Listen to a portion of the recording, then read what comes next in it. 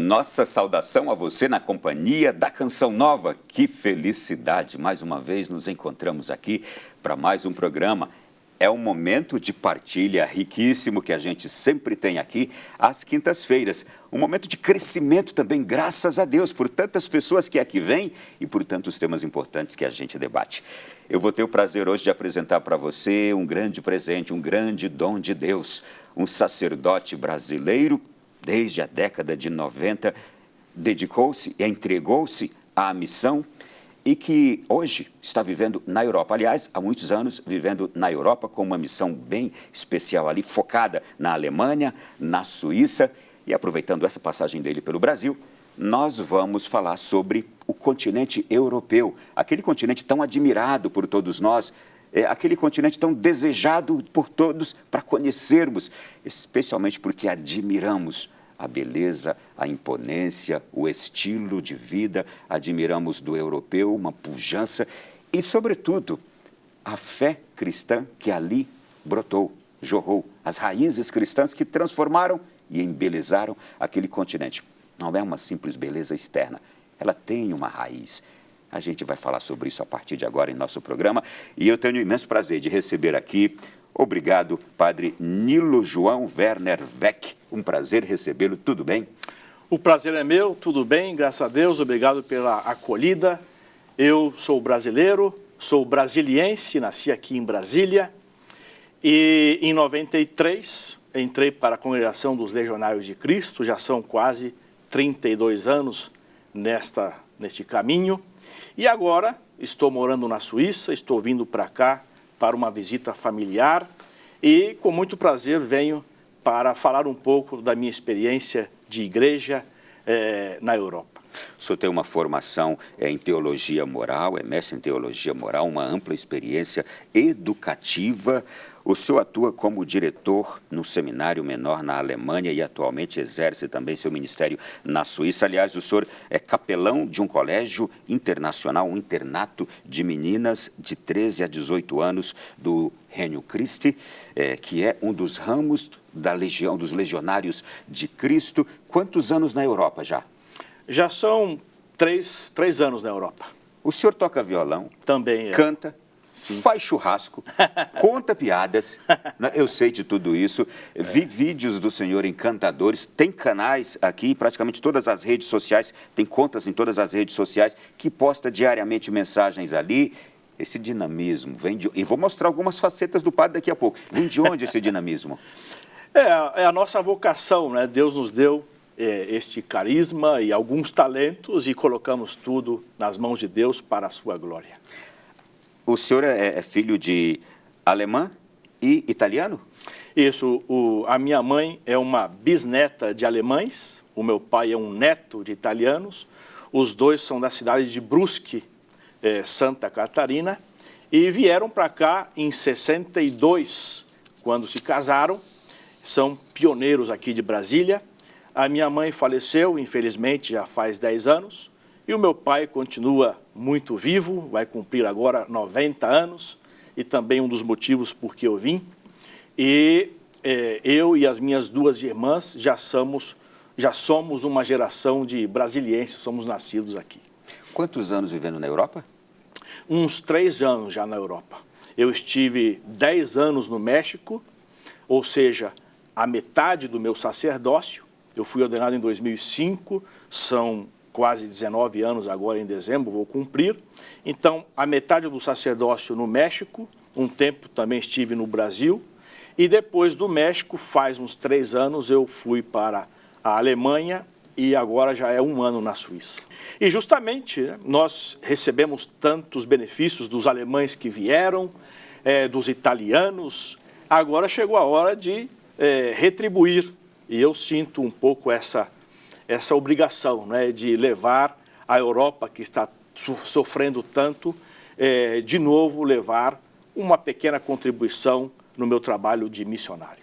Antes ainda de eu entrar no seu trabalho e a gente falar sobre a Europa, a evangelização lá e os desafios, na sua juventude, o senhor, quando fez a escolha pela vocação religiosa, o senhor antes tinha outros planos que me chamaram a atenção. o senhor estava estudando para economia, queria ser presidente do Brasil. Quem era aquele jovenzinho antes de decidir-se por Deus? Então, em primeiro lugar, eu quis ser militar, como meu pai, né? Morava no setor militar aqui em Brasília. Estudou no Colégio Militar de Brasília? Estudei 7 anos no Colégio Militar, de 82 a 89. E justamente em um momento da minha vida, eu tinha 15 anos, o meu pai se aposentou, viemos morar na Asa Norte e eu vi as grandes riquezas e as grandes pobrezas, e isso me levou a pensar em querer ajudar as pessoas pobres. Eu queria ser um empresário para ajudar os pobres do Brasil e do mundo inteiro, naquela época que se falava muito da Somália, e também pensava em ser político, né? Queria ser presidente do Brasil, então tinha esses grandes sonhos. Ao terminar o colégio militar, ao invés de ir para a AMAN, que era o caminho de muitos, eu fui estudar economia para ser empresário e político, e ao mesmo tempo, estou falando aí do ano de 90, 91, eu comecei a ir mais à missa na Nossa Senhora da Saúde, e comecei a ter grandes amigos do movimento Segue-me, do Emaús. Era um tempo muito bonito de prática da fé, de juventude, e foi quando eu senti o chamado de Deus para ser sacerdote, que mais que ser militar, mais que ser político, era o que eu senti que Deus me chamava de ajudar as pessoas a se encontrarem com Deus. E aí mudou tudo. Aí mudou tudo, né? E depois de uns 2 anos pensando, estou falando de 91, 92, eu tive muito claro, né, de que o que mais as pessoas precisavam era do perdão de Deus. Então eu vi a importância da confissão e da Eucaristia. E aí eu vi a importância do sacerdócio. Sem sacerdote não tem confissão, não tem Eucaristia. Quando eu tive isso bastante claro, eu tive forças de deixar tudo, a família, os amigos, Brasília maravilhosa, deixar tudo para seguir a Cristo, e nunca me arrependi. Já são 32 anos, cada dia mais feliz. Gente, ao longo desse programa aqui eu vou trazer alguns vídeos, algumas fotografias do Padre Nilo lá na Europa, sempre atuando nas comunidades, junto com famílias, junto com jovens, também ao ar livre, em meio à natureza, com atividades diversas, com jovens, com crianças. Vai ser uma coisa encantadora, mas antes, agora eu preciso saber, e que obra religiosa é essa a qual o senhor pertence? A Legião de Cristo, os Legionários de Cristo, e um braço desta obra que são os membros do Regnum Christi, aos quais o senhor se dedica hoje na Europa. E em números, por favor. Muito bem, com muito prazer eu explico um pouco rapidamente. O Regnum Christi é uma federação, é uma configuração que faz uns 10 anos foi feita canonicamente com a ajuda da igreja, e são 4 ramos. O ramo sacerdotal dos Legionários de Cristo, o ramo das consagradas do Regnum Christi, o ramo dos consagrados leigos e o ramo dos leigos. Então são 4 ramos: legionários, consagradas, consagrados e os leigos. Em números, Legionários de Cristo, sacerdotes, somos uns 1000 pelo mundo inteiro. As consagradas devem ser umas 700. Os consagrados devem ser uns 200. E os leigos, que é o maior número, eu me atrevo a dizer que são mais de 20.000 já pelo mundo inteiro. Esse é o Regnum Christi. E o trabalho de um legionário basicamente com os membros do Regnum Christi, é um trabalho muito diversificado, né? Onde podemos ser mais eficazes, onde estivermos, aí vamos trabalhar, seja em paróquia, seja em meios de comunicação, seja em colégios, tudo o que nos ajudar a evangelizar, nós vamos utilizar. Bom, e eu quero saber agora exatamente desse trabalho que o senhor faz lá na Suíça, nesse colégio internato, porque a gente achava que até este estilo de formação, a existência desses colégios, não houvesse mais não é? E como é que é feito esse trabalho? Como essas jovens de 13 a 18 anos são encaminhadas para esse colégio? Nos conte um pouquinho. É um trabalho belíssimo, realmente maravilhoso. A Suíça é um país com muita segurança, com muitas belezas. Moramos lá em uma montanha. Mas mais do que isso, não é? Aliás, enquanto o senhor fala aqui, a nossa equipe vai até mostrando algumas imagens. Tá? Isso, depois aí vamos ver, com muito prazer. E justamente nessa academia, as moças vêm da América Latina, basicamente, muitas são do México. Nesses 32 anos da academia, também passaram algumas brasileiras, tem toda uma história, passaram jovens dos Estados Unidos, da Irlanda, da Espanha. É uma média de 100 jovens ao ano que vão.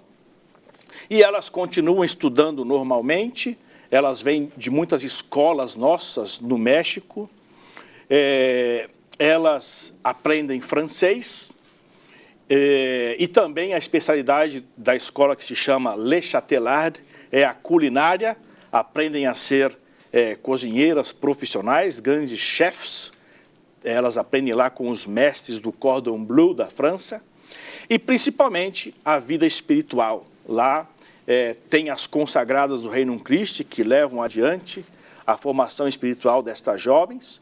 E nós, legionários, somos 3 lá, essa pequena comunidade religiosa, que atendemos em confissões, missas, direção espiritual, aulas de religião e tudo o que colabora para a vida espiritual destas jovens. Esse modelo de colégio vocês têm em outros países também? Sim, tem essa academia para moças na Suíça, Le Chatelard, e tem outras 2 na Irlanda. Uma para rapazes, a Oakland Academy, e outra para moças também, as 2 na Irlanda, uma perto da outra. A da Irlanda para moças se chama Woodlands. Já teve também estas 2 nos Estados Unidos, até o ano passado. Neste ano foram fechadas com a intenção de se abrir novamente em breve, se Deus quiser, mas por enquanto essas academias, como chamamos, colégios com internato, nós temos 2 na Irlanda e uma na Suíça. Quais são os critérios para os jovens do movimento, imagino, a Federação Reino Christi, não é? Como eles são selecionados para irem para essas escolas? Basta querer, né? Um jovem, uma jovem que quiser ir para esses colégios, basta entrar em contato conosco do Reino Christi, as consagradas, os consagrados, os leigos, e ver quem quiser ir lá, né? E ter a idade, né? De 13 a 18 anos, ter os estudos em dia. Lá se continua estudando normalmente, somente que na língua do país, né? Na Irlanda, em inglês, na Suíça, em francês. Então, se aprende esta língua também. E tem que ter vontade de estudar, de aprender e de crescer na sua vida espiritual. Naturalmente, essas jovens e esses jovens já são católicos? Exato. Sim. E lá continua um trabalho de formação todo, de evangelização. E eu quero saber do senhor, antes da gente entrar na Europa em si, sobre este desafio de trabalhar na evangelização da juventude, porque imagino que dentro do colégio também, ali vocês estão exercitando também um trabalho de evangelização com a juventude, que é um dos maiores desafios da atualidade, né? Exatamente, inclusive, para que tenhamos uma ideia, a nossa comunidade na Suíça é a maior da Suíça, né? Então, não tem nenhum lugar na Suíça que em um domingo tem missa para 100 jovens que participam de uma forma belíssima, com muito fervor, já cantam em francês, elas gostam muito, com muita animação. E justamente são focos de espiritualidade pela Europa que transmitem uma esperança para os europeus e para todo o mundo. Eu vou aproveitar que a gente já está aqui nessa conversa iniciada com o Padre Nilo e já vamos mostrar um pouco mais da dimensão do trabalho que é feito lá na Europa. A Europa, berço do cristianismo, hoje enfrenta um processo intenso de descristianização. Ao longo das últimas décadas, o continente viu o fechamento de milhares de igrejas, especialmente na França, na Bélgica e na Alemanha. O esvaziamento da fé católica é um reflexo de mudanças sociais profundas, impulsionadas por pautas progressistas. O avanço do secularismo, a promoção de pautas como a legalização do aborto, eutanásia e a redefinição do conceito de família estão contribuindo para o distanciamento entre as novas gerações e a fé. A religião, antes central na vida europeia, agora é vista por muitos como algo ultrapassado em conflito com os valores modernos. Segundo o Anuário Estatístico da Igreja Católica, divulgado em 2024, a quantidade de católicos a nível mundial subiu 1% em 2022. Em números absolutos, há agora 1 bilhão e 390 milhões de católicos no mundo, com crescimento em 4 continentes, exceto no continente europeu. Na Europa, onde o cristianismo se desenvolveu e cuja história está intrinsecamente ligada à identidade cristã, apenas 34% da população hoje é católica e a secularização se traduz numa estagnação do número de católicos e numa redução perto de 1% a cada ano.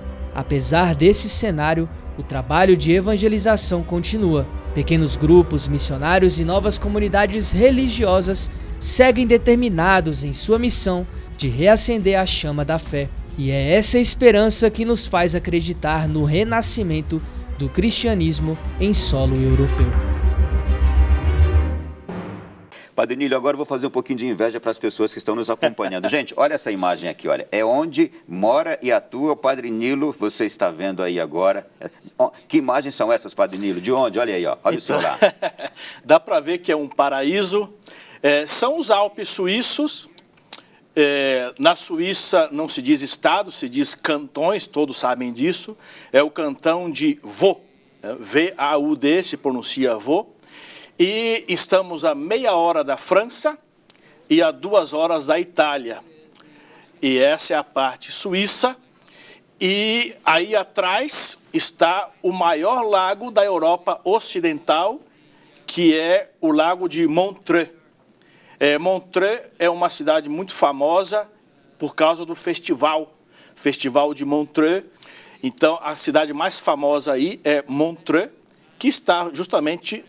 o lago não é esse, né? Está do outro lado, que é um lago alimentado pelo rio Ródano, que entra em Montreux e alimenta todo este lago e vai sair no outro lado oeste, que é Genebra. E aí o rio continua, o Ródano, na França e vai terminar em Marselha, um dos maiores rios da Europa. Com essas imagens belíssimas, a gente vai sair agora para o intervalo e depois vamos falar sobre o desafio enorme que é exatamente agora, nestes tempos, evangelizar. O senhor falava, eu fiquei imaginando essas cidades todas, essa região toda, hoje no processo de descristianização que passa, o grande desafio que é evangelizar, reevangelizar a Europa. Vamos para o intervalo, voltamos já. E nós estamos de volta na sequência do Além da Notícia, nesse instante com imagens caseiras, tá? De uma cidadezinha na Suíça chamada Montreux, onde vive o nosso convidado desta noite, que está aqui conosco nos estúdios, Padre Nilo Verne. Que bonito lugar onde o senhor mora ali. Eu sei que as imagens são caseiras, mas são apreciadas demais, não é? Um prazer mais uma vez tê-lo aqui, muito obrigado. E vamos falar exatamente desse trabalho, eu diria, gigantesco, que é reevangelizar a Europa. Europa, gente, berço do cristianismo. Europa, casa de centenas de santos católicos, sede de grandes catedrais e que vive hoje uma rápida secularização. Como o senhor, como membro da igreja, observa esse processo doloroso por que passa a Europa, Padre Nilo? Justamente essa região é uma região por onde passaram grandes santos. Por aí passou o grande São Francisco de Sales, ele era bispo de toda essa região, da Savoia. Região de São Nicolás de Flüe, que é o padroeiro hoje da Suíça.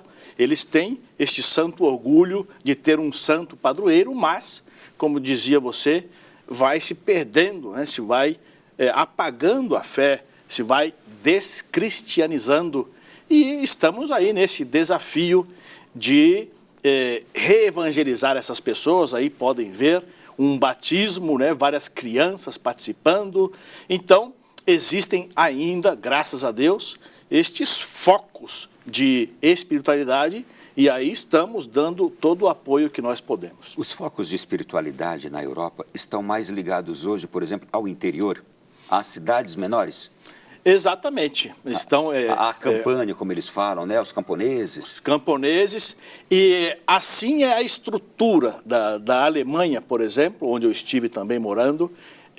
Ela está muito bem povoada, então as pessoas estão nesses povoados, estão mais espalhadas pelas cidades. Não é que existem enormes cidades na Alemanha. E na Suíça também, pelo mesmo caminho, esses focos estão em cidades menores. Sim, padre, como é que é sentido isto, por exemplo, pelos os religiosos? Como é que é observado pelos religiosos? Como é tratada essa temática pelos religiosos que ali vivem? Porque se sente realmente, pouco a pouco, a descristianização, não é? Eu tenho uma imagem que eu estive pensando, né, que dá um bom exemplo do que está acontecendo. Nós, no Brasil, gostamos muito dos presépios. Agora que começamos o mês de outubro, já vão aparecendo presépios por todo o Brasil, preparando para o Natal. E imaginem que você chega na inauguração de um presépio e estão todos aí esperando, né, o foguinho que vai acender, a musiquinha que vai tocar, estão todos aí na expectativa. E quando vão apertar o botão para acender a luz, não tem energia. Então, a Europa está assim, é uma sensação que eu tenho, né, que nós temos, os religiosos, sobre a Europa. Existem lá monastérios e igrejas belíssimas, mas está faltando essa luz. Esta luz o que é? É a fé, está faltando a prática da fé, especialmente a fé na Eucaristia e a fé na confissão. E o que hoje tem sido sustento, que tem motivado a Igreja da Europa? Há algo que a Igreja da Europa se sustenta para não desanimar?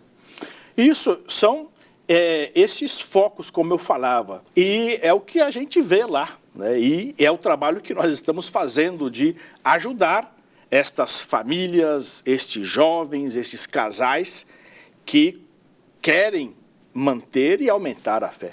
Eu estou vendo aqui dados recentes apontam que 70% da população da França e da Alemanha já se identifica como não religiosa. A Holanda, apenas 14% da população se considera praticante cristã.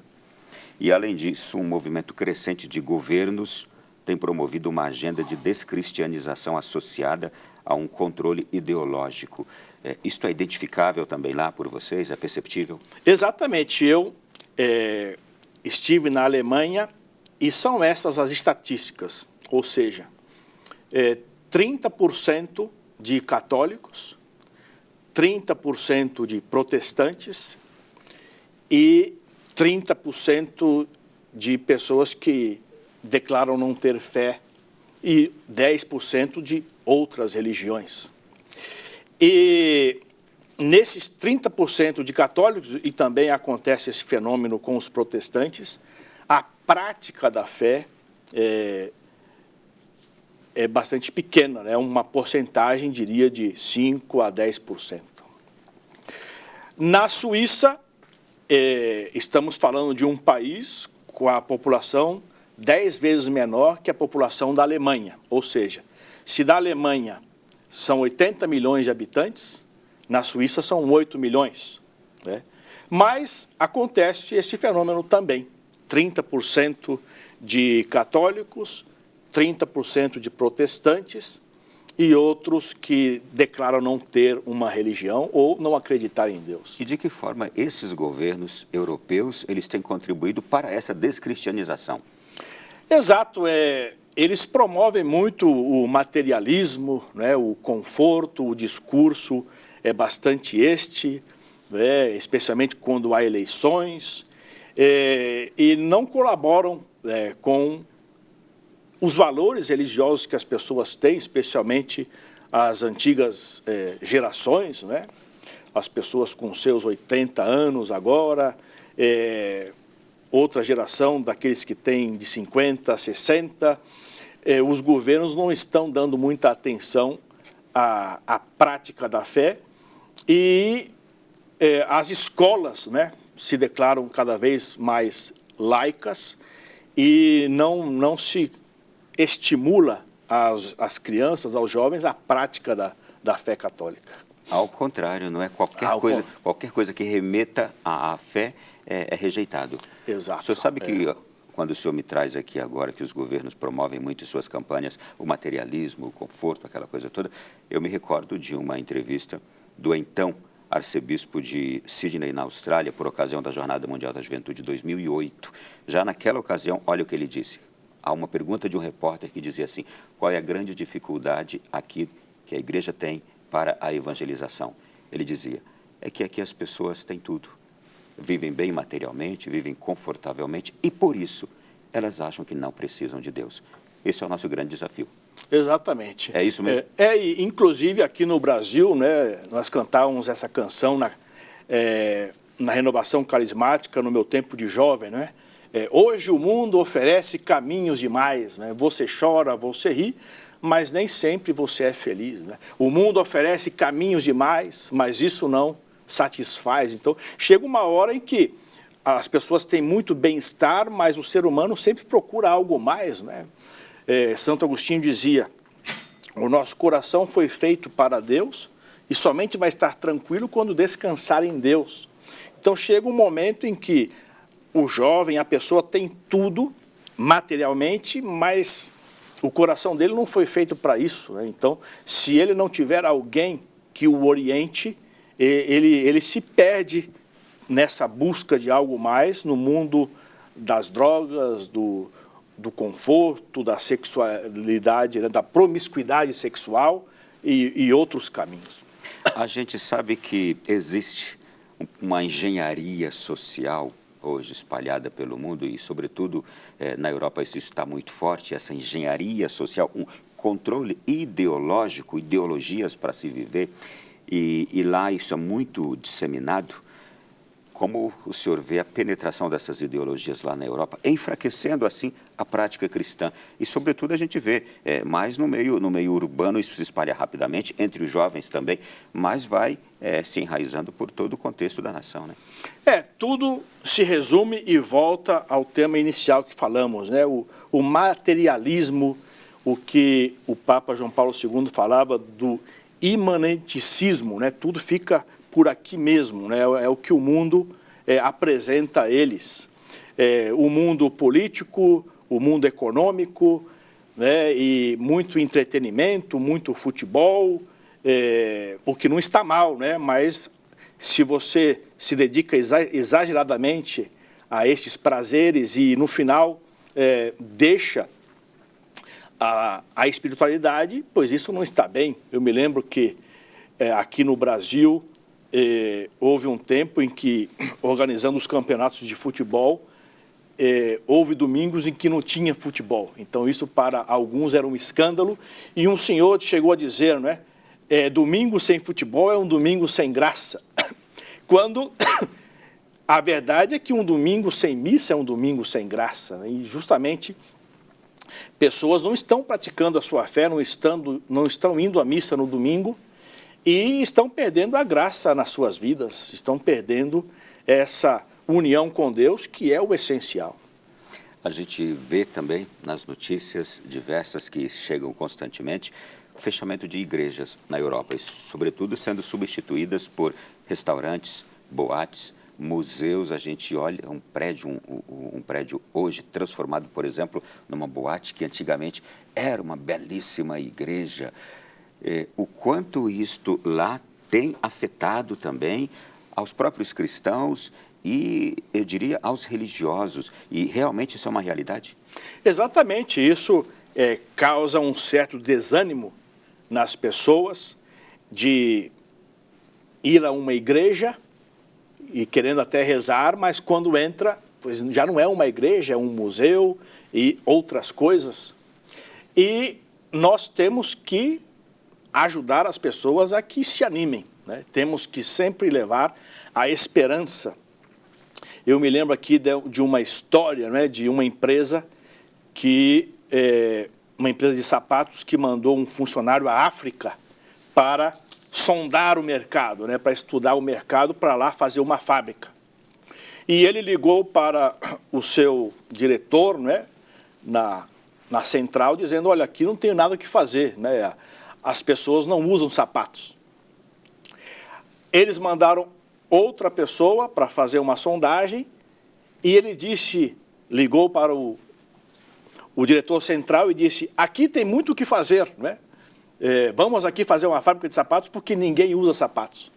Então, da mesma realidade, né, uma pessoa se desanimou, disse, aqui não tem nada o que fazer, e a outra se animou muito.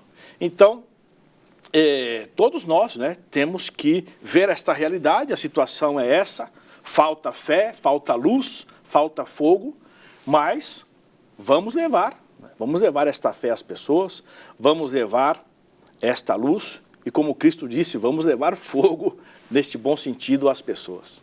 Na sua obra religiosa, os Legionários de Cristo, o Reino Christi, com o qual o senhor tem trabalhado, entre as famílias, como é que vocês têm feito isso? Vocês têm isto como propósito? Olha, exatamente, aqui está acontecendo essa grande secularização. Aqui que a gente tem que atuar mais forte. Como é que é assim? É desse jeito, como eu dizia, existem esses focos de espiritualidade, essas famílias, estes grupos, com muita vontade, você vai e até você se anima só de vê-los, né? Gente com um fervor exemplar, famílias querendo viver a sua fé, e nós levamos aquilo que nós temos, a Eucaristia, né? Como dizia no início, sem sacerdote não tem Eucaristia. Então vamos, celebramos a missa, ouvimos confissões, e é impressionante como eles gostam de se confessar, a garotada, os adolescentes, jovens, famílias e grupos de milhares. Realmente, a gente respira um ambiente de fervor, de igreja. E estamos fazendo muito isso lá. Me dê um comentário sobre isso aqui. Eu ia até falar disso agora. Essa reunião foi em julho, faz uns 2 meses. Onde foi isso? Isso aí já na fronteira com a Áustria, a Alemanha com a Áustria. Essa é a nossa casa lá, se chama Alzgern, não é? Na fronteira da Alemanha com a Áustria, na diocese de Passau. Então, isso aí é a famosa Baviera, ou não sei se diz Bavária em português, né? Bavária ou Baviera também. Então, sim. Bavária ou Baviera, que é o estado mais católico, né, mais religioso da Alemanha, fronteira com a Áustria, fronteira com a Suíça também, é o sul da Alemanha. Aí perto está a cidade onde nasceu o Papa Bento XVI. Então nós temos uma casa aí e houve este evento de 1 semana com estes jovens, e olha só, né, o fervor deles diante de Cristo, Eucaristia, e também coisa que eles gostam, né? Muita música, festival de música, muito esporte, e realmente um ambiente bonito. Eu posso intuir que isto aqui escandaliza positivamente a igreja lá, não é? É o que o Papa falou. Causa um estupor maravilhoso ver isso entre os jovens para a igreja local, não é? Estamos cumprindo o que o Papa Francisco disse, né? Tem que fazer bagunça, né? E aí fazemos tudo o que é lícito, né? Tudo que é moral, a gente faz. Isso aí, eu fiquei impressionado a primeira vez na minha vida que eu vi um ônibus que cabem 80 pessoas. Opa, então peraí, agora a gente vai ver essas imagens aqui desse São ônibus. 20 pessoas embaixo, 60 em cima, e eu fui com eles da Alemanha à França. Então, tivemos lá um campeonato de futebol. E o padre era o treinador do time?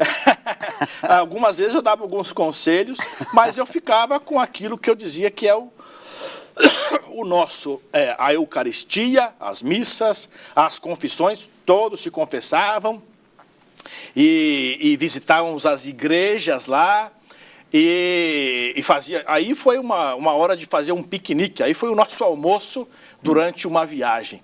E é realmente algo que eu dizia, que transmite muita esperança a todos nós. Sim. Eu vou pedir à nossa equipe que ponha agora mais imagens e fotografias da atuação do padre no meio dos jovens lá na Suíça ou Alemanha. O que vocês tiverem aí, ponham na sequência. Porque, aqui, e que momento é esse aí agora, então, padre? Eu dizia, né, focos que existem. Esse é um foco que eu fiquei muito impressionado e com muita esperança só de vê-los. São escoteiros suíços católicos, escoteiros suíços católicos, olha só o número, e se reúnem semanalmente para as suas atividades de escoteiros, e aí estão organizando uma adoração. Então eles estão entrando e cantando de maneira belíssima, com um fervor exemplar, todos, e estão aí se preparando para entrar na igreja e fazer adoração. Então depois teve adoração e durante a adoração, filas e filas de confissões. O senhor conhece bem o coração dessa juventude europeia. Quais são os maiores dramas da juventude europeia hoje? Com o que mais ela sofre? Esse vazio, né? Este vazio que eles sentem de terem tudo, material, mas sempre sentem que falta algo, né? E se nós não aparecermos para levar este algo que é o verdadeiro, que é o essencial, que é Cristo, que é Deus, vai aparecer o mundo com outros caminhos. Então, o jovem é nobre, né? O jovem, ele quer fazer. Eu conheci jovens que não conheciam a Cristo, né? Cristo era um personagem histórico, mas eles não tiveram a experiência de Cristo. Mas eles queriam fazer algo pelos outros, né? Então, eu conheci jovens que quiseram vir para o Brasil para trabalhar nas favelas, que gostam muito de ir à África, de ir com as missionárias da caridade na Índia, porque essa nobreza do coração do jovem continua. E cabe a nós levarmos o caminho verdadeiro a eles. Em síntese, então, esse jovem europeu que tem tudo, ele não quer nada fácil, ele não quer só a vida de conforto, ele quer desafio. Exato, Porque exato. se ele manifesta isso, se ele sente um vazio com tudo isso, e quando ele olha para algo fora, longe, onde ele pode ali atuar, ele quer vir, quer fazer, o jovem precisa de desafio. Ser desafiado, é isso? Exatamente, quando ele sente esse desafio e vamos fazer uma missão, vamos ajudar os pobres, vamos falar de Cristo, eles se animam e vamos para outro país, vamos para outro continente, eles gostam muito e nós temos que acompanhar, né, o jovem com a direção espiritual, com a confissão, com a Eucaristia, e o caminho é esse, levar a Cristo aos jovens. Uma pergunta que eu sei que eu não vou lhe forçar a dizer nada que não seja legal, principais matérias de confissão do jovem europeu? Hoje em dia, o problema da pornografia. O Papa falou que é um grande mal, que é uma coisa demoníaca, e todos sabem, né? É muito fácil hoje ter acesso a imagens, a vídeos. Isto é, conexão direta com as tecnologias. Exatamente. Então, tem que haver um controle da tecnologia, que é uma coisa boa, não é? É como a nossa mão, né? A nossa mão é uma coisa boa. Eu posso usar a minha mão para escrever, para trabalhar, mas posso usar a minha mão para matar uma pessoa. Para atirar, para fazer... Exato. Então, depende de como eu uso. Então, tem que ter um uso correto da tecnologia. Um autocontrole. É o que eu falo, tem que ter uma orientação, né? Orientar os jovens. Na nossa academia tem todo um controle, uma disciplina dos celulares, momentos para usar, momentos para não usar. Ninguém reclama, todo mundo segue a disciplina quando é colocada com bondade, quando é colocada... Com verdade. Com desafios. Sim. E diríamos mais, né, padre? Este controle... este dominar-se tem que vir de dentro. E para vir de dentro tem que ser oferecido algo muito mais forte para aquele jovem e para qualquer homem ou mulher, para ele ter como se dominar, dizer, eu não posso, eu não preciso, eu não quero ver isto, fazer isto. Tem toda a razão. Sempre, junto com a disciplina, tem que ter a convicção, né? Tem que ter o princípio. Então, quando o jovem, a criança... ele tem esse princípio, quando ele estiver sozinho, e isso vai acontecer, ele vai dizer, isso aqui não é bom para mim, né? E aí, com esses princípios, com essa base, é o que Cristo disse, né? Construir a casa sobre a rocha. A gente vai para o intervalo agora, daqui a pouquinho eu quero voltar comentando outras imagens como essa que a gente está vendo aqui agora. Eu vi o senhor em alguns momentos que eu quero mostrar aqui também, o padre em ação em alguns momentos. E eu quero falar também daqui a pouquinho sobre a gente estar agora com esses rumores de guerra, essa dor enorme que a gente está vendo acontecer, o que a gente está vendo acontecer lá no Oriente. Tem outra guerra aí em andamento que a gente parece que não dá nem muita bola para ela, que é Ucrânia e Rússia, mas que todos os dias causa dor, sofrimento, morte. A gente já fala sobre isso também, como afeta a Europa como um todo, que eu sei que a Europa está ali completamente interligada a tudo isso, né? Voltamos já.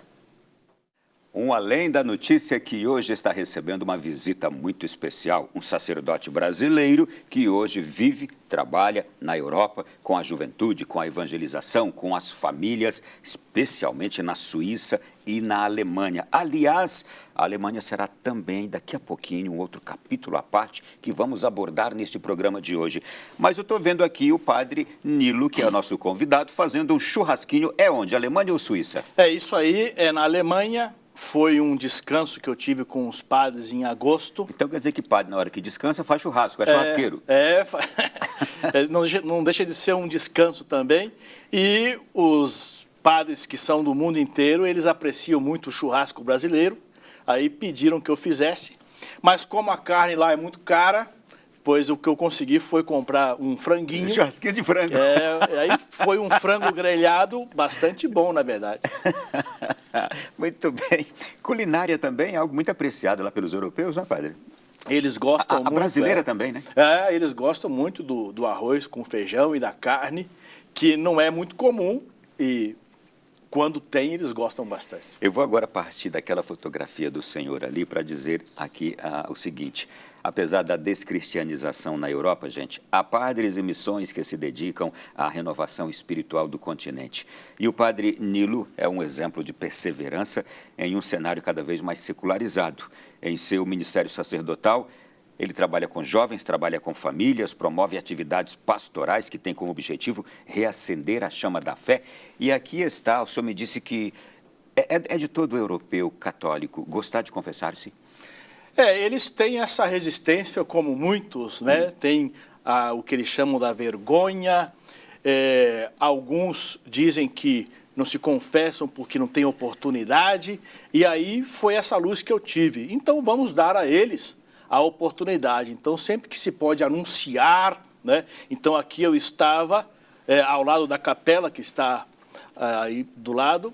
Eu estava ali dizendo, estou aqui ouvindo confissões, e as pessoas vão, o padre está ali, vou superar a minha vergonha, todos se aproximam, querem conversar, né? O padre é um símbolo de algo sagrado, e as pessoas se abrem, inclusive, a confissão, especialmente, e todos sabemos a força que tem esse sacramento. Bom, gente, o padre que está aqui conosco hoje também, como eu disse, ele é bem dinâmico.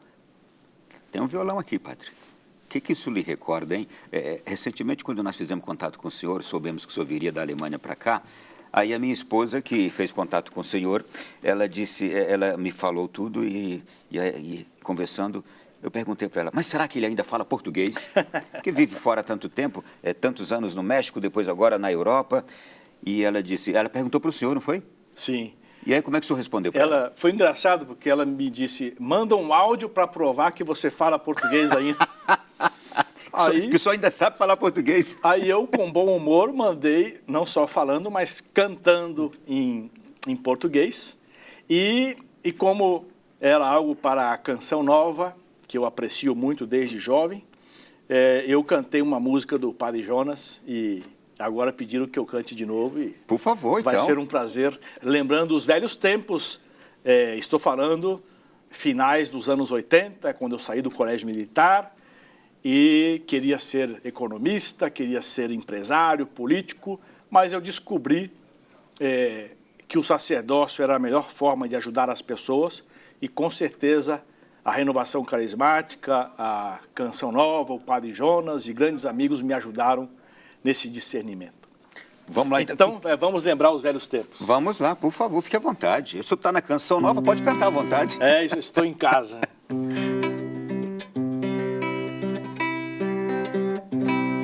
Busca em Jesus a plenitude do Santo Espírito e do seu amor. Deixa que Ele te envolva em seu calor, em seu calor.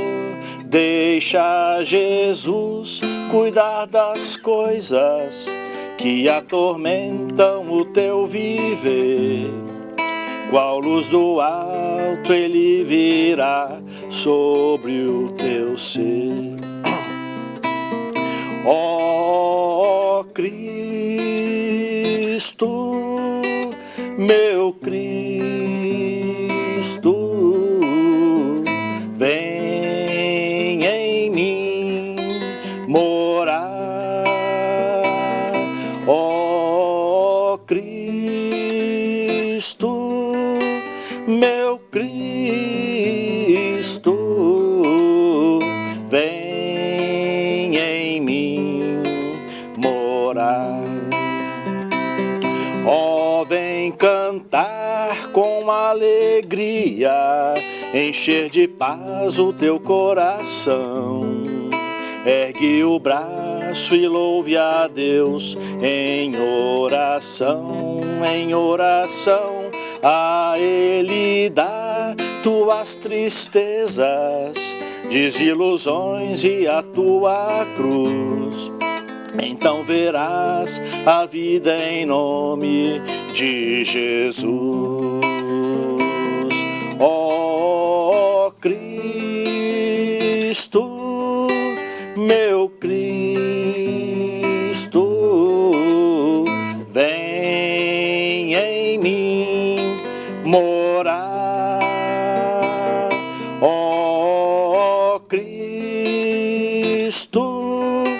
meu Cristo, vem em mim morar. Eu tenho que perguntar isso para o senhor. O senhor também toca, canta nessas missões lá na Europa? Também sempre um violão ajuda muito com a juventude. Eu aprendi muito isso com meu primo, o padre Joãozinho, que gosta muito do violão também. Ele é primo do padre Joãozinho, Sagrado Coração de Jesus, hein, gente? Em que momentos o senhor utiliza o violão lá com eles? É quando estão o quê? Naqueles passeios? Aqui a gente está vendo outra fotografia. Essa aqui é de onde? Esse aí é um grupo chamado NET. Então, no Reino Christi temos o ECID, que é o trabalho com os jovens, e antes do ECID, para os pequeninos que se pode ver aí, meninos de 5, 6, 7, 8 anos, nós chamamos de NET, N-E-T. E esse é o NET da França, da cidade de Bordeaux. Eu estive ali em julho. Aquele lá de barba é o padre Georges de la Cotadière, ele é francês. Uhum. Aqui está a consagrada. Então, eles com outras famílias, né, aí são muitas mães de famílias, fizeram o que nós chamamos de um acampamento. Então, de segunda a sexta-feira, a criançada ia lá neste lugar e atividades várias. Vários jogos, brincadeiras e o mesmo de sempre. Muita música, esporte. E o mais bonito, né, lá na França, com esses meninos, tem até uma foto aí, havia turnos de adoração. E a meninada ia com alegria para adorar a Jesus a Eucaristia por 5, 10 minutos. Deixa eu aproveitar essa outra fotografia que nós temos aqui agora. É na Sicília, Ragazze Terza Media, quarto liceu. Terceiro ano, se não me engano, do ensino médio. Exato. Quarto ano do liceu lá. E vocês fizeram o que com eles? Um retiro, é isso que eu estou vendo aqui? É o que eu falava. Então, aqui já são os jovens um pouco maiores, né, que o NET, né? E chamamos de ECID. E no verão, pelo mundo inteiro, existem os famosos acampamentos. Então, aqui foi um acampamento... Só de moças, ragazze, só moças. Exatamente. Esse foi o grupo das meninas, e aí quem leva adiante são as consagradas, basicamente todo o aspecto prático, e sempre vai um padre, que é o capelão, às vezes vou eu também, e justamente entre várias atividades, aí elas gostam muito de ir ao mar, de andar de barco e caiaque, canoa e várias atividades, e sempre a confissão e a Eucaristia, que é o essencial. Caminho para o céu em Paris, caminho al cielo. E Aqui um retiro são esse. grupos ainda para os jovens. Então eu falava, tem o NET, inclusive tem grupos para menores que NET, que chamamos de Bambolino e outras coisas, NET, ECID, e tudo isso é o Reino Christi, e aqui temos o Reino Christi dos jovens, e um retiro que foi está sendo organizado para eles, que vai ser agora. No mês que vem, em Paris. E é impressionante, na Alemanha tem um retiro semelhante a este, e eu quis mandar um jovem, e eu tive uma notícia ruim e uma boa, ou seja, a notícia ruim é que não tinha mais espaço, ou seja, já estava, tinha mais vagas. Já não tinha mais vaga, isso na Alemanha de hoje, né? E a boa notícia é essa, que não tinha mais vaga porque estava cheio, mas este jovem que eu queria mandar vai ir em outra oportunidade, talvez até vai ser esta aí. Volta novamente aquele cartaz, que eu só estou vendo uma informação ali que eu queria tirar a dúvida. Jóvenes profissionais entre 26 e 40 anos. Isto é, a profissionais é o quê? Porque são profissionais já ou adultos? Exato, são jovens que basicamente já terminaram a universidade, né? Tá. Então estão trabalhando, jovens profissionais, e na Europa, um homem com 40 anos se sente ainda jovem, né? Então tem essa abertura entre os 26 e 40 anos. A gente também pode se considerar, né, padre? Sem Nós dúvida, que estamos aqui na casa dos 50 podemos nos considerar também, né? Eu que estou celebrando o aniversário do meu pai, me sinto um garoto ainda. Muito bem, estou vendo outro aqui, olha, foto de crianças com a camiseta Kung Fu Panda. O que foi esse retiro aqui para crianças? Era o quê? Então, cada retiro eles têm muita criatividade, né? Então, aí se escolheu esse logo, esse tema para esse retiro, que foi basicamente também um campeonato de futebol. As meninas também jogam muito futebol lá. Então, é o que eu dizia, o que a gente puder fazer para estar em contato com o jovem, transmitir valores, e eles aprendem muitos valores, é impressionante, né? No jogo, o Platão já dizia muito antes de Cristo que é no jogo que você forma o jovem.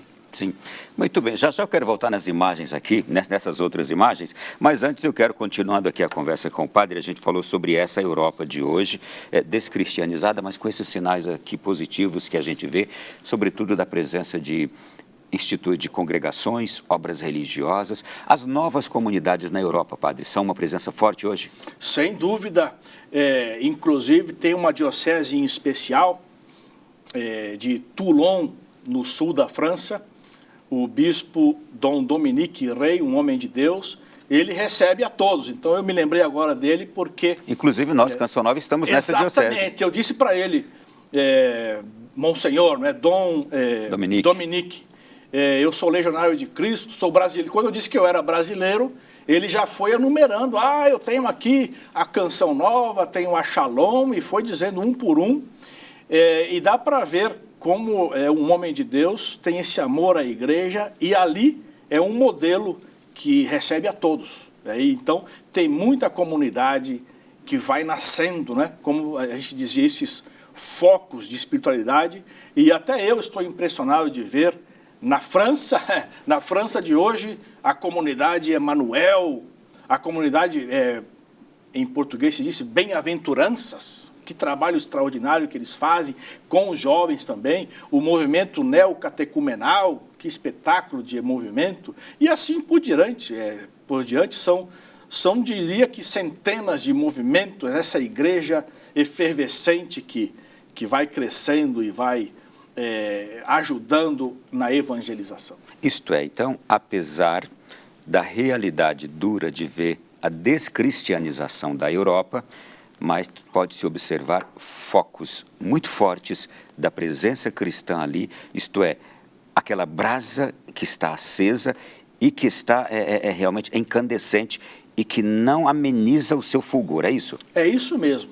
E vamos apresentando aos jovens esse modelo que é Cristo, é um modelo de caridade, que é Deus, e quando ele vai aprendendo isso, e desde pequenininho, ele vai ser um adulto praticante, um adulto nobre, Eu me lembro quando eu fui ordenado sacerdote, já são quase 20 anos, eu fui a Porto Alegre, morei lá 2 anos, e eu conheci o Dom Beno Rasten Teufel, que foi o idealizador de um grupo lá chamado Onda. Todo jovem queria fazer o Onda, e ele me disse que tinha muita brincadeira, muita música, muita atividade, mas o melhor momento era quando o jovem estava diante da Eucaristia. Quando o jovem se colocava diante de Cristo a Eucaristia, fazia a adoração, ele se transformava. Então vamos levar com muita confiança a Eucaristia, a adoração aos nossos jovens. E eu estou percebendo que ali vocês trabalham bastante isso, a Eucaristia na vida dos jovens. Muito bem, gente. Olha, eu recebi um presente do padre que não é só para mim, é para minha esposa também. Vou abri-lo no próximo bloco aqui, tá bem? Mas antes quero lhe fazer um outro pedido. Sai alguma canção aí, ou em alemão ou em espanhol, onde o senhor passou muitos anos também, que a gente possa encerrar esse bloco cantando com o senhor? Ou em francês, como preferir. Eu vou tocar em espanhol. Eu morei 10 anos no México, como eu dizia, foi a metade do meu sacerdócio. Vou cumprir 20 anos no ano que vem, fui ordenado em 2005. E eu estive 10 anos no México. Quando eu saí, faz 3 anos, para ir à Europa, Alemanha, Suíça e outras partes. Então, no México, eu aprendi uma música, pois, em espanhol, logicamente, que tem uma mensagem muito bonita que pode se entender também em português, que é muito semelhante. Buenos días a la vida, buenos días al amor, buenos días alegría, buenos días, Senhor Sol. O povo gosta. O povo cumprimenta o padre depois que termina uma missa e ele cantou na missa, ele tocou, ou em algum retiro. Então, eles ficam muito felizes lá no México, então o violão ajudou bastante. E realmente eu aprendi, como eu dizia, muito com o padre Joãozinho, com o padre Jonas, o nosso grande mestre, com o padre Léo, o padre Léo, realmente aprendi muito com ele na música e nas palestras também. E são meios, voltamos sempre ao mesmo tema, né? São meios que nós temos de levar Cristo às pessoas. Parabéns, Padre Nilo. A gente vai encerrar esse bloco assim, vou para o intervalo agora. Na volta vamos tocar em assuntos difíceis, esta guerra, esses conflitos que estão ali bem do ladinho da Europa, como é sentido tudo isso lá na Europa também. E o drama que vive a igreja na Alemanha, com uma grande possibilidade de cisma, de separação. Daqui a pouquinho a gente volta para falar sobre esse assunto também aqui com o Padre Nilo. Até já. O Além da Notícia hoje se sentindo muito honrado, recebendo um sacerdote brasileiro que vive e atua na Europa já há alguns anos, depois de uma década inteira atuando também no México, e agora com jovens, com famílias. Embora seja de Brasília, esteja longe há tanto tempo, ele visitando a gente, os contatos todos foram feitos para o senhor estar aqui nesse programa através da minha esposa, e o senhor disse, eu trouxe um presentinho para ela, mas é para vocês, família. Eu estou abrindo aqui esse presentinho agora, muito obrigado, tudo muito caprichado. Prazer, um presente muito grande para toda a família e um abraço a Roseli, obrigado por tudo. Olha que beleza, deixa eu mostrar aqui o que é esse presente. Aliás, o senhor nos explique, por favor, Padre Nilo. Que bonito. Olha, gente, então, é lá do colégio que o senhor é diretor? Esse é o logo da Academia Le Chatelard, onde eu sou capelão, lá perto de Montreux.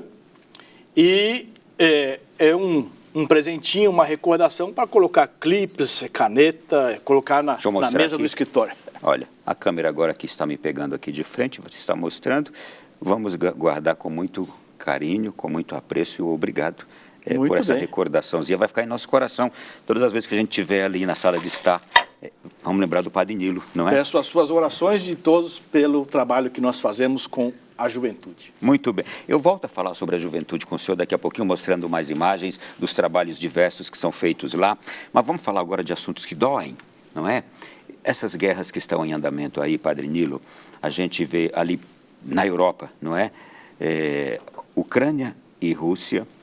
A gente tem acompanhado também, viu, está vendo o que acontece lá no Oriente Médio entre o Estado de Israel, a nação de Israel, e grupos terroristas, porque não é contra uma nação ali ou outra, são grupos terroristas que se estabeleceram em nações, que é o caso do Hamas na faixa de Gaza, o Hezbollah ali no Líbano, outros grupos terroristas na Síria, no Irã, e o Irã parecendo ser o grande patrocinador desses grupos terroristas.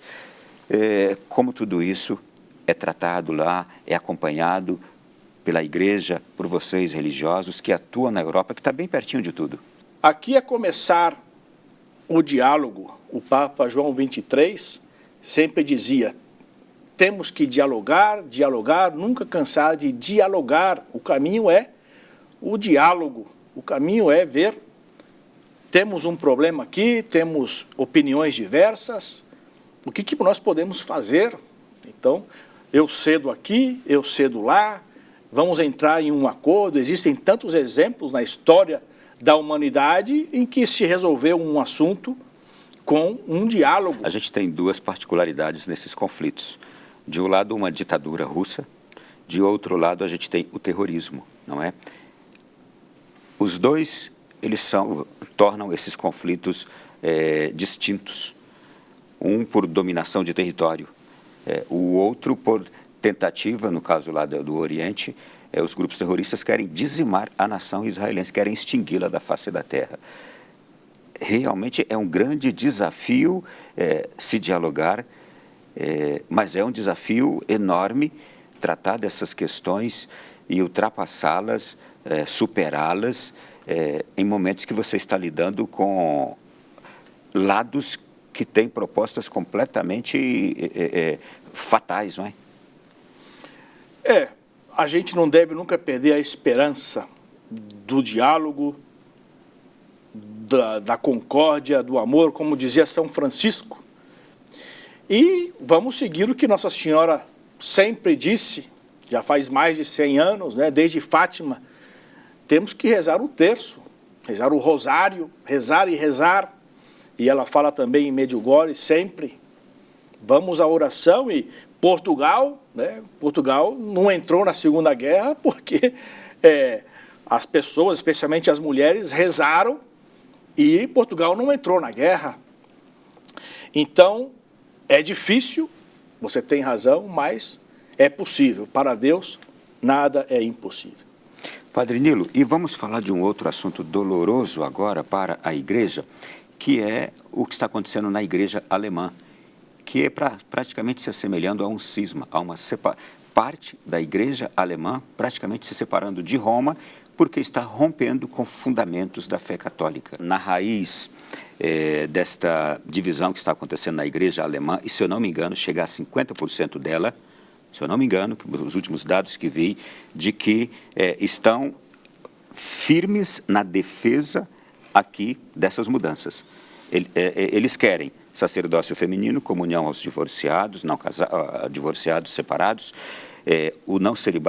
a não obrigatoriedade mais do celibato religioso católico e as bênçãos às uniões homossexuais, que é diferente daquela bênção que foi já explicada, embora tenha causado tanta polêmica, a pessoa homossexual, mas não a união homossexual, né? Então, aqui está a razão desse grande cisma que pode acontecer de parte da igreja alemã. O quanto isso tem afetado a vida de fé do povo alemão? Então, a Alemanha tem 26 dioceses, como dizíamos no início, 30% de católicos, e a população católica está mais da parte central em direção ao sul da Alemanha. A parte central é Colônia, onde temos um cardeal muito bom, graças a Deus, muito fiel ao Papa, à Igreja, cardeal Volk. E indo cada vez mais ao sul, existe mais prática da fé, e aí terminamos, como dizemos, na Baviera. A Baviera é o estado maior da Alemanha e o estado mais católico. Então, nessas 26 dioceses, estamos falando de uns 30, 35 bispos.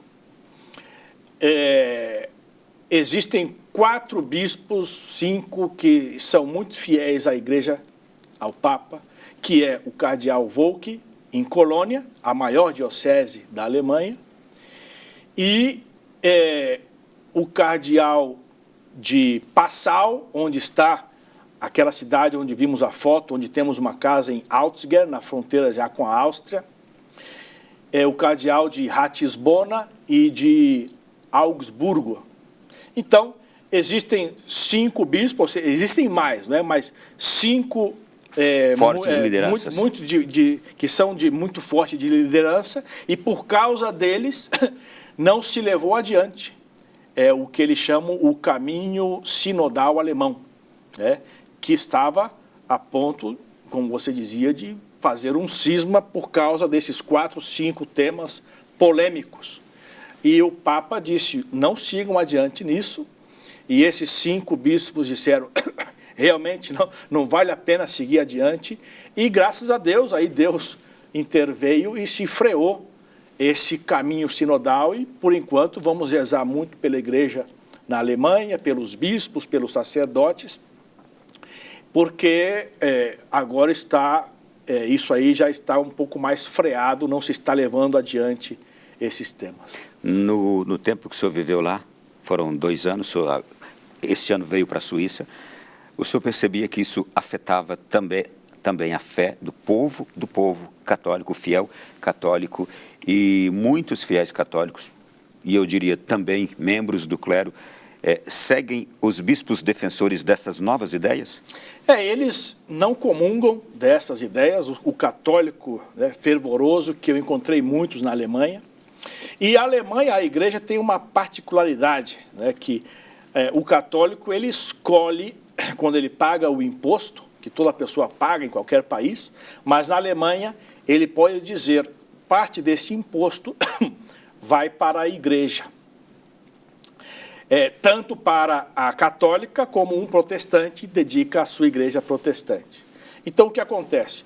O católico não está de acordo com esses temas e diz, sabe de uma coisa? Eu não vou, esse ano, pagar, eu não vou dedicar essa parte do meu imposto à igreja católica. Aconteceu isso? Aconteceu e muito. Nos últimos anos, o que acontece? Quando um católico diz isso e decide fazer isso, ele é como que eliminado da igreja, ele é considerado um apóstata. Então a igreja, no seu registro, vê, esse aqui não está pagando o imposto, então ele saiu, ele deixou a fé, ele apostatou. E cada ano, nesses últimos 2, 3 anos, a igreja tem perdido 300 mil, 400 mil fiéis. Mas é por causa disso, Não é que a pessoa deixou a fé católica. É uma pessoa que quer manter a sua fé, ela simplesmente está dizendo, por enquanto eu não vou dar dinheiro à igreja para que ela esteja fomentando esses assuntos. Enquanto isso não se resolve, eu não vou pagar imposto, mas para a igreja essa pessoa está saindo, está deixando a fé. Então temos que entender... É uma demonstração do seu desgosto com o que está acontecendo. Exatamente. Esse é o fenômeno que está acontecendo. Não é que a gente ouve a notícia às vezes, 400 mil católicos deixaram a igreja na Alemanha. Não é bem assim, É sempre uma igreja muito generosa, a igreja alemã, com o mundo todo. Importante dizer isso, não é? Exatamente. Muitas obras sociais que nós temos aqui no Brasil, obras sociais na África e mais ainda, auxílio ministerial a sacerdotes, missionários, mundo afora, vem da ajuda da igreja alemã. Então, ver uma igreja em crise para nós dá tanta dor e ainda a gente fica imaginando, tem consequências também ruins para a igreja do mundo inteiro. Do mundo inteiro, porque é uma igreja que se habituou a ajudar o mundo, É verdade, você vai em uma igreja na África, na Índia, no mundo inteiro, no Brasil, então... Interior, essa igreja... Nordeste e Norte do Brasil, a Amazônia brasileira, recebe muito recurso da igreja alemã. Exatamente. Essa igreja foi ajudada por uma fundação alemã. Sim. E centenas de fundações, Adveniat, ajuda a igreja que sofre. Sim, Essa instituição até hoje ajuda muito. E apesar de todas essas dificuldades, continua ajudando, mas quem está sofrendo agora, não é? É a igreja na Alemanha, e vamos ajudar com as nossas orações. Sim. E tudo isso vai passar. Temos que ter muita esperança. Tenho conhecido muitos sacerdotes, muitos santos na Alemanha, muitos bispos, o cardeal Volk, uma maravilha de padre, de sacerdote, o bispo de Passau, né, Dom Stefan Oster, aí houve fotos dele. Então, tem muita gente santa na Alemanha, com certeza, um país de grandes santos, e tudo isso vai melhorar com a graça de Deus. Muito bem. A gente está chegando no final do programa, mas eu quero ainda trazer para o senhor algumas fotografias para o seu comentário. Essa aqui é onde? Então, isso aí é justamente na Alemanha. Alemanha. Né? O alemão, né, o católico, ele gosta muito de ser coroinha, né? Eles chamam os ministrantes. Tanto meninas como meninos, jovens. Então, são os jovens aí acolitando e cantando aqui, também é um coral, numa igreja na Alemanha. Puxa vida, e que beleza de igreja, hein? Vamos para a próxima, meninos? Vocês têm outra... Aliás, aqui é onde? Isso aí foi um batismo, aí na nossa capelinha, lá perto de Montreux, onde eu moro, na Suíça. Nascimento de uma nova família católica, ou melhor, de um novo católico ali, ó.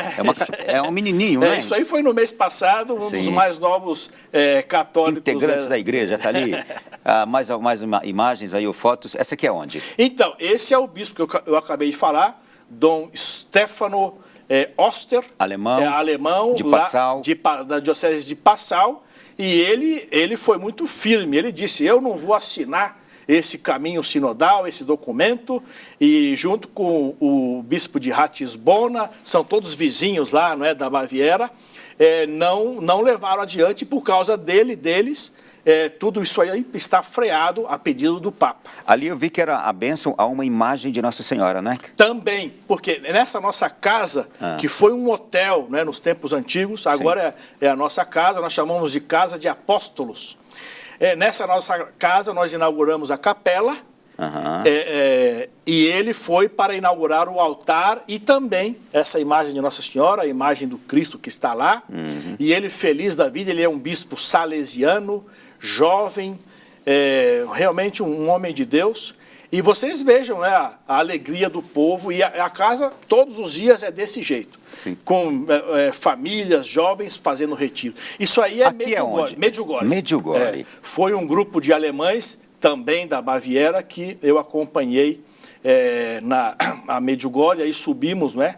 O europeu visita muito os santuários e lugares santos da própria Europa, não é? Exatamente, isso eles gostam muito de fazer, é impressionante. Medjugorje, então, aí agora que o Papa como que liberou, né? Vai ser cada vez mais visitado, e eu estive lá umas 2 ou 3 vezes, e todo mundo lá querendo se confessar, centenas de sacerdotes disponíveis, e sempre gente, filas e filas, na língua que a pessoa quiser, tem confissão. Muito bem. Tem mais aí alguma coisa para a gente mostrar aqui?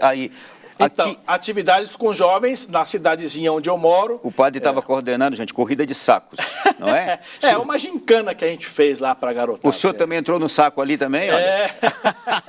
No saco, no futebol. Olha aí, futebol. Esse é um padre irlandês com quem eu moro com 2 padres irlandeses, e nós 3 aí estivemos, além das palestras, a nossa capelinha lá, a nossa casa mais adiante, e nós 3 estivemos aí também coordenando os jogos. É um lugar feio esse aí que vocês moram, que vocês atuam, não é, gente? Ó, vocês estão acompanhando aí, puxa vida.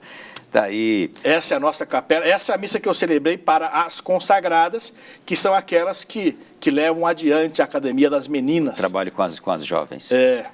Essa é a Academia Le Chatelard, que ela foi um hotel, ela foi construída originalmente... É o colégio, né? Academia é o colégio. Esses aí são os suíços, eles gostam de tocar esses instrumentos lá. Aí são algumas meninas da escola, da academia. Foi um hotel, como eu dizia, no século XIX, 1800 e alguma coisa, 1870. No século passado esteve muito abandonada e nós compramos, né? Saiu bem barato porque estava tudo destruído, aí por 1992. E já faz 30 anos que temos essa academia. E é nessa academia, nesse colégio que o senhor é diretor atualmente? Exatamente. Quantas jovens estão lá? 100 jovens. 100 jovens.